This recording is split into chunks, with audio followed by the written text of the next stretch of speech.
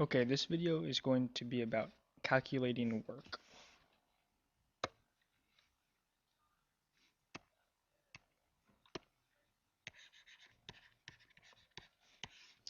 So the formula for work is force times distance, which is pretty straightforward, but there's a few caveats. So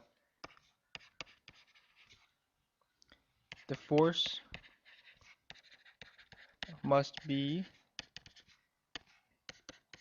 in the direction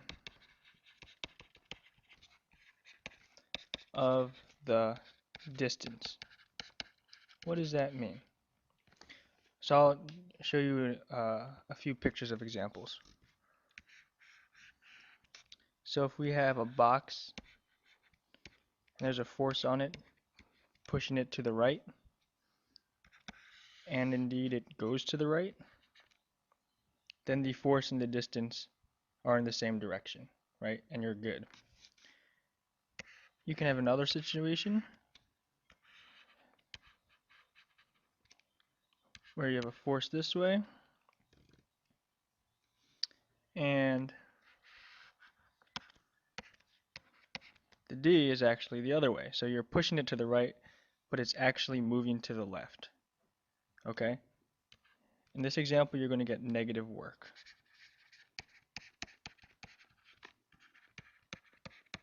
In the top one, we would get positive work.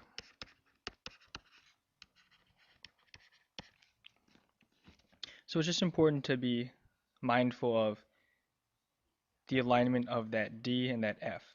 And if they're going in the opposite direction, make sure that it's a negative. You can also get situations where there is no distance. So if you're pushing against a wall, right? So we've got a force going this way, but the wall doesn't move anywhere, right? So the distance is none, right? Doesn't go anywhere. Then the work is 0, right?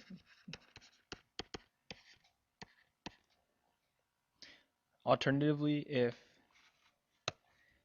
there's a force and a distance, but they're not in the same direction, right? And the extreme example of this is if they're perpendicular, then there's also no work done. So one of the kind of classic textbook examples is if you have a waiter carrying a tray, right? The waiter's exerting a force up on the tray, but the tray is not moving anywhere. The tray is not moving up, nor is it moving down. So there's no work in this situation. Now, if you want to get a little extra tricky, you can have the waiter start walking this way. So the waiter is walking to our right, and the force is going up. But since these two arrows are completely perpendicular, that is, the force is completely not in the direction of the distance, there is no work done in this situation either. And once we get a little further, we'll kind of go into what a positive work and a negative work would mean. But for now, we're just going to think about the rules using the arrows. So let's just do a simple calculation. So if we're pushing a box with a force of 10 newtons, and we push that box with a force of 10 newtons for 2 meters, then we just plug it right into our equation, force times distance, right? Are they in the same direction? Yes, so it's going to be positive. So you're going to get 10 newtons times 2 meters. That's going to give you 20 Newton meters, right? 20 Newton meters. Well, a Newton meter is equal to a joule. And a joule is the standard unit for work. So Newton meter is a joule, and we can write that just as a capital J. If instead we were pushing in the direction opposite of the movement, we would get negative 20 joules.